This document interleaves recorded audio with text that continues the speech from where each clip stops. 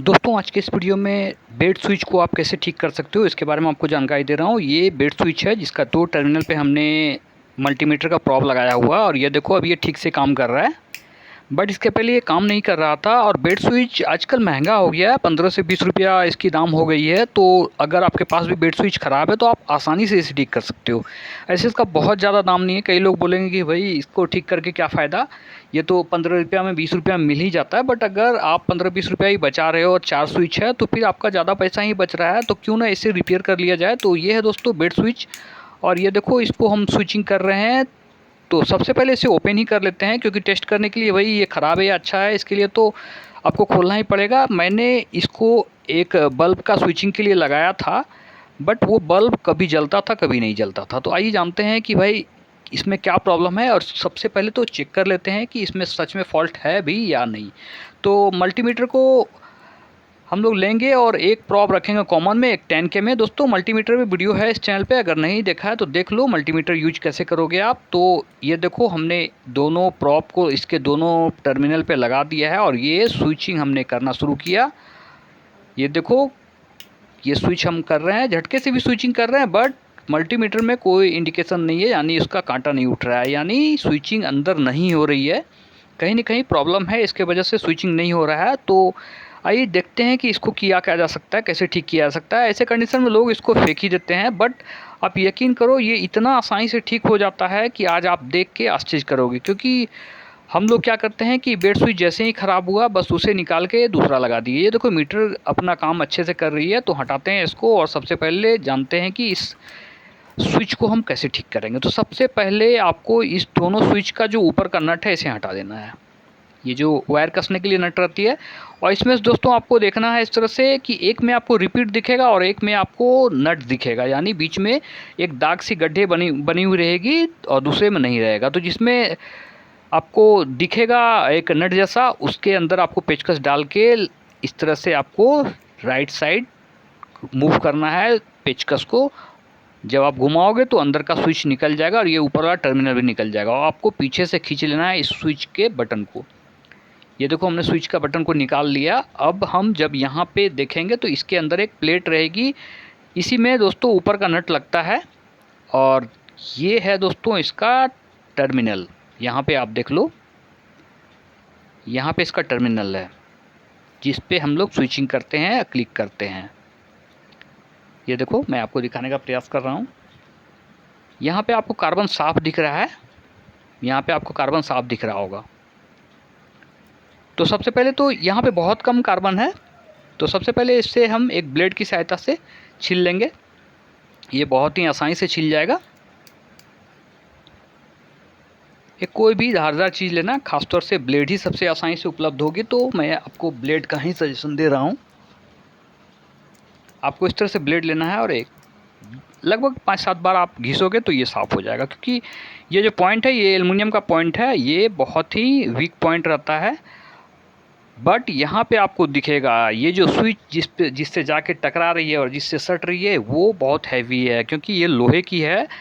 खासतौर से ये तांबे की होनी चाहिए, बट आपको जब आप किसी अच्छे ब्रांड का एंकर वगैरह का लोगे तो वहाँ आपको तांबे का स्विच दिखेगा, बट ये आपको लोहे का ही दिख रहा है क्योंकि ये ऑर्डिनरी स्विच है। ऑर्डिनरी स्विच में तांबे का खर्च कंपनी नहीं लगाती है, क्योंकि ये बहुत ही छोटा सा नट होता है। चाहे कंपनी तो तांबा का लगा सकता है, बट पता नहीं ये थोड़ा सा पैसे के लिए, यानी इस नट को यदि तांबे में परिवर्तित किया जाए, इस नट का यदि 10 पैसा रेट पड़ रहा है तो तांबे का 20-25 पैसा पड़ेगा। बट पता नहीं कंपनी क्यों नहीं लगाती है। कंपनी का मन में रहता है कि भाई जब स्विच ख़राब ही नहीं होगा तो फिर लोग खरीदेगा क्यों। इसी कारण से इसका नट जो है तांबे का कंपनी नहीं लगाती है और वैसी स्थिति में पब्लिक को झेलना पड़ता है और ये स्विच बार बार ख़राब होती है, यानी ज़रा सा भी नमी आया कि बस आपका स्विच ख़राब हुआ। बट ऐसा स्थिति में आपको ये नट अगर है आपके पास किसी दूसरी कंपनी का तो आप यहाँ पे नट ही चेंज कर लो। बट नट चेंज करना इसलिए भी प्रॉब्लम है दोस्तों कि इस नट को चेंज करने के लिए एक स्पेशल टाइप का रेंच चाहिए, जो कि यहाँ पे आप अंदर डालोगे और ऊपर से आप इसे घुमा के खोल सको। बट वो टी रेंच इतना छोटा आपको मिलेगा नहीं, तो बेटर है कि हम इसे इस तरह से घस लें। ये देखो घस के हमने इसे पूरा साफ़ कर लिया है। अब इसे हम फिर से वैसे ही सेट कर देंगे जैसे हमने खोला था। तो ये प्लेट को आपको इसमें फिर से डाल देना है बीच में। ये देखो ऊपर ऊपर में आपको देख लेना है कि भाई बीच में आ गया। बहुत ही आसानी से फिट करना दोस्तों। आपको लग रहा हो कि ये बहुत टफ है, बट ऐसा बिल्कुल भी नहीं है। और आपको ध्यान देना है कि ये जो नट है, ये जो पॉइंट है वो उस साइड ही जाए, यानी जिधर कनेक्ट हो रहा है। उल्टा अगर सेट करोगे तो फिर ऑफ ऑन स्विच काम नहीं करेगा। ये हो गया। अब हमें यहाँ से मिला लेना है कि भाई ऊपर से हमें जो नीचे का बोल्ट है वो दिख रहा है क्या नहीं। बस ऊपर से इस तरह से आपको टर्मिनल डालना है। मैं वीडियो बिल्कुल बिना कट के बनाया हूँ दोस्तों, यकीन करो, और बहुत ही आसानी से ये ठीक कर रहा हूँ। और इस तरह से आपको ऊपर से कस देना है। आपको ध्यान देना है दोस्तों स्विच कसते समय कि इस स्विच को बीच में रखेंगे थोड़ा, है ना। यहाँ पे जब आप स्विच को जब कसोगे तो थोड़ा सा ये स्विच फंसेगा उस टाइम में, बट आपको नट को ढीला टाइट करके थोड़ा सा एडजस्ट करना है। और बहुत मुश्किल नहीं है, बस थोड़ा सा आपको यहाँ पे ध्यान देना है कि भाई स्विच हमारा फ्री चले। ये देखो इस तरह से फ्री अभी नहीं चल रहा है, तो इसे थोड़ा इधर उधर करके घसकाएंगे, सेट करेंगे। जब ये सेट हो जाएगा तो फिर इसे अच्छे से कस देंगे। और जब तक सेट नहीं होता है तो थोड़ा इसे ढीला करेंगे और देखेंगे कि भाई सेट हो रहा है क्या नहीं हो रहा है। ये स्विचिंग करके देखेंगे। ये देखो अभी थोड़ा थोड़ा फंस रहा है, बट अब इसे हम थोड़ा टाइट करेंगे फिर से, और ये काम करना शुरू कर दिया है। ये देखो अब इसे फिर से थोड़ा बीच में रखेंगे और अच्छे से कस देंगे।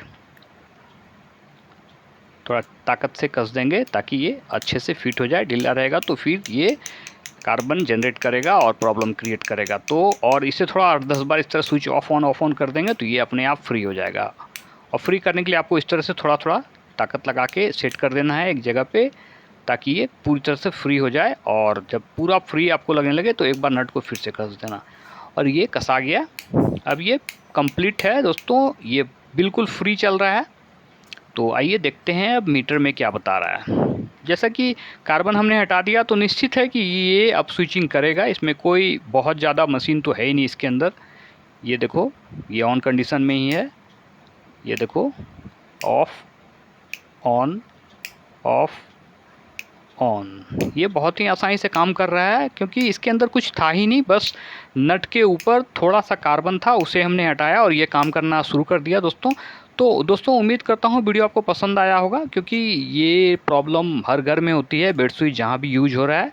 और अब आप आसानी से ठीक कर सकते हो दोस्तों। अगर वीडियो पसंद आया तो हमारे चैनल को सब्सक्राइब करो सबसे पहले, और लाइक करो, कमेंट भी कर सकते हो आप अगर कोई भी क्वेरी हो तो दोस्तों मिलते हैं अगले वीडियो में। तब तक के लिए जय हिंद, वंदे मातरम।